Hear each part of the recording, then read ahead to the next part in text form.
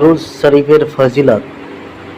আল্লাহ তাআলার প্রিয় হাবিব, হাবিবে লাবিব, নবী করিম রউফুর রাহিম হুজুর পুরনুর সাল্লাল্লাহু তাআলা আলাইহি ওয়া আলিহি ওয়াসাল্লাম ইরশাদ করেন যে আমার উপর জুম্মার রাতে এবং জুম্মার দিন 100 বার দরুদ শরীফ পড়ে আল্লাহ তাআলা তার 100টি হাজত পূরণ করবেন, 70টি আখিরাতের আর 30টি দুনিয়ার। কিতাবের নাম হচ্ছে তারিকে দামেস্ক লি ইবনে আসাকির, 54 খণ্ড, 301 পৃষ্ঠা। সল্লু আলাল হাবিব, সল্লু আলাল হাবিব আলা মুহাম্মদ।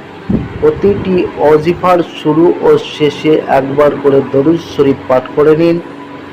ফলাফল প্রকাশ না হওয়া অবস্থায় অভিযোগের পরিবর্তে নিজের অসতর্কতার কারণে দুর্ভাগ্য মনে করুন এবং আল্লাহ তাআলার প্রজ্ঞার প্রতি দৃষ্টি রাখুন।